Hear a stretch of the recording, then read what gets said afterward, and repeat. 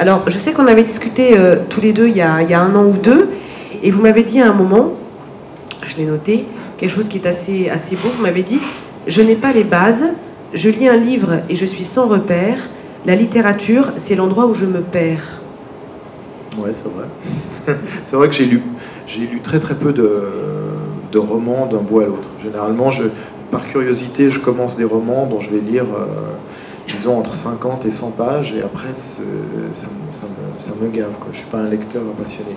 Par contre, j'ai vraiment besoin d'images, donc je consomme énormément de bandes dessinées, de livres d'images, de peintures, de photos.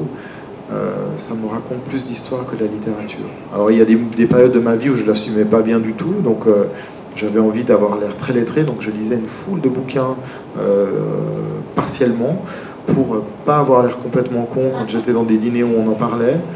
Aujourd'hui, j'assume de ne pas les avoir lus, parce que quand je suis dans un dîner où tout le monde parle des livres qui ont été lus, généralement ils n'ont pas forcément lu mes bandes dessinées, donc j'ai pas honte de... je peux aussi les coincer. Voilà. D'accord. Et alors, il y a aussi quelque chose d'autre qui a joué un grand élément dans votre vie, qui est la musique. Zepp, ça vient de Led Zeppelin, justement, du groupe Led Zeppelin. Et alors, ce que les gens savent souvent assez peu, c'est que ça fait 20 ans que vous jouez dans des groupes.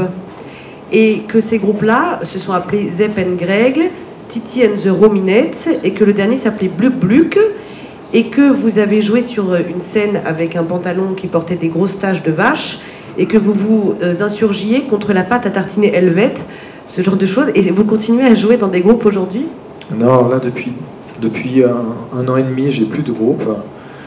Plus personne ne veut jouer avec moi, donc je suis obligé de dessiner uniquement. Mais il y a beaucoup de gens dans la bande dessinée qui font de la musique. C'est un bon complément. On a un métier de solitaire, donc de faire quelque chose de groupe, c'est très agréable. Et effectivement, il y a beaucoup de moments dans ma vie où j'aurais aimé faire de la musique, mais j'étais visiblement plus doué pour le dessin, donc j'ai continué à faire du dessin, mais j'ai gardé ça comme passion, c'est mon train électrique, et puis je pense que je continuerai toujours à en faire. Est-ce que vous travaillez en musique? Est-ce qu'il vous arrive de dessiner avec de la musique derrière? Ouais, beaucoup. Ouais. J'ai eu plein de périodes. En fait, il y a des périodes où j'avais besoin de... Quand j'ai commencé à travailler tout seul en atelier, donc quand j'ai terminé mes études de dessin, ça me semblait tellement bizarre de passer des journées entières tout seul. Aujourd'hui, c'est plus facile parce que beaucoup de gens m'appellent pour me demander des choses, mais quand vous démarrez, personne ne vous appelle jamais. Vous attendez des heures qu'on vous commande quelque chose et ça ne vient pas. Donc j'avais besoin d'avoir des gens qui parlent autour de moi. Je bossais avec la radio, donc j'ai passé des journées à écouter tous les programmes radio possibles, même l'émission sur la culture des escargots. Ça me faisait une compagnie. Et puis après, bon, j'écoutais de la musique, mais c'est plus agréable d'écouter de la musique en public, des enregistrements en public, parce que pareil, j'avais l'impression d'être pas complètement isolé. Et puis maintenant, je m'en fous. J'écoute les cris des spectateurs, les cris du public, etc., c'était pour vous, en fait? Non, j'étais pas dupe quand j'écoutais Bob Dylan en concert, que les 100 000 personnes étaient en train d'hurler pour moi, mais ça me faisait... Enfin, voilà, c'est un truc de... Moi, j'ai toujours dessiné sur le quotidien. Je ne suis pas un dessinateur de fiction, donc je dessine le monde qu'il y a autour de moi. Et quand on passe, des fois, je sais pas, 20 heures d'affilée enfermé dans un atelier en voyant personne, on a un peu l'impression de perdre le fil de ce qui se passe. Donc, simplement d'entendre du bruit, d'entendre des gens qui continuent à parler, bah, c'est important. Et alors, je crois savoir que vous n'aimez pas du tout la techno. Non. Et vous m'aviez dit, il y a pire que la techno, qui est la R&B française. Faire beaucoup d'amis là. Mais ouais, je sais pas si c'est pire. En fait, ça me parle pas du tout, quoi. Ça me parle pas du tout. Mais franchement, je dois avouer que ce qui s'est passé en musique ces 20 dernières années, ça m'échappe un peu.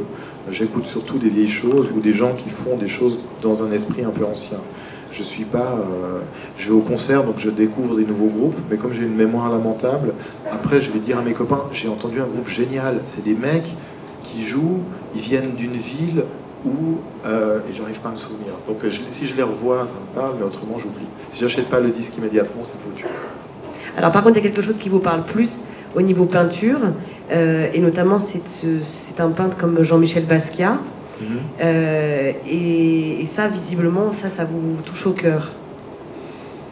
Oui, parce qu'il a un côté très instinctif, enfantin, presque animal. Et ça me touche beaucoup. Moi, j'aime le dessin. J'ai un dessin qui est très précis. Comme ça, si je dessine un boulon, c'est un boulon. Si je dessine une chaise, c'est une chaise. Donc, j'ai toujours admiré ça. J'aime beaucoup les gravures de Rembrandt. J'aime beaucoup les peintres qui ont un côté extrêmement académique et précis. Mais à côté de ça, je suis fasciné par les gens qui ont comme ça une espèce de liberté qui semble complètement farfelue, qui vont jeter de la peinture sur des toiles et faire des choses qui semblent sans queue ni tête, mais qui à l'arrivée ont une force émotionnelle importante. Donc j'admire beaucoup Jean-Michel Basquiat, qui est mort, tant pis pour lui, je peux pas lui dire, mais j'admire beaucoup.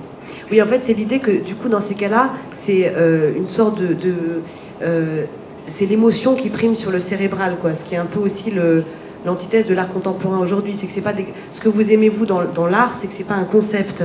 Ouais, exactement. Ouais. Moi, j'ai fait mes études d'art à un moment où les Beaux-Arts de Genève se repositionnaient, et je pense que c'était un peu partout en Europe, sur l'art conceptuel. Donc on arrivait avec une envie de dessiner, et on nous cassait très très vite cette envie de dessiner. Pour quelque chose de très cérébral, il fallait qu'on trouve un concept. C'est-à-dire qu'avant de faire quelque chose, il fallait qu'on trouve un concept qui allait défendre ce qu'on allait faire.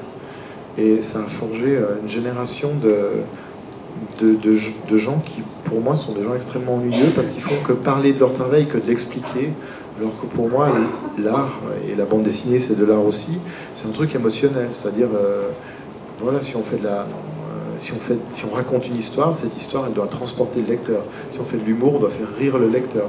Si on fait l'émotion, il doit être ému, il doit pleurer. Mais si on est obligé d'expliquer ce qu'il devrait ressentir en lisant notre livre ou en regardant nos dessins, pour moi, c'est quand même un échec. Oui, donc c'est une sorte de revanche de l'émotion sur le cérébral aussi. Ouais. Mais d'ailleurs, on voit que... j'ai l'impression que l'art conceptuel, c'est une passade, mais on a envie, moi en tant que spectateur, en tant que public, j'ai envie d'émotion. J'ai pas envie de cours théoriques en regardant un tableau. Et dans ce contexte-là, est-ce que vous diriez à ce moment-là que la bande dessinée, en tout cas celle que vous faites, c'est une sorte d'art populaire, en fait? Ouais, tout à fait, ouais.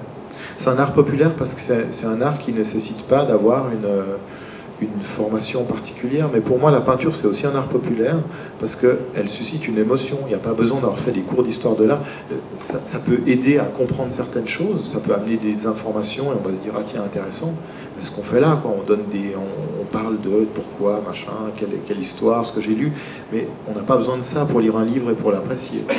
Et je pense que voilà, pour moi l'art ne doit pas être réservé à une élite, il doit être accessible. Après, une élite peut s'y intéresser, avoir envie de le décortiquer, d'en faire toutes sortes de choses, mais s'il est inaccessible pour les gens qui n'ont pas suivi le même cursus que celui qui le fait, c'est quand même un peu bizarre. Mais dans ces cas-là, vous devez adorer le cinéma, parce que c'est exactement ça. Ouais, mais la musique aussi, c'est ça.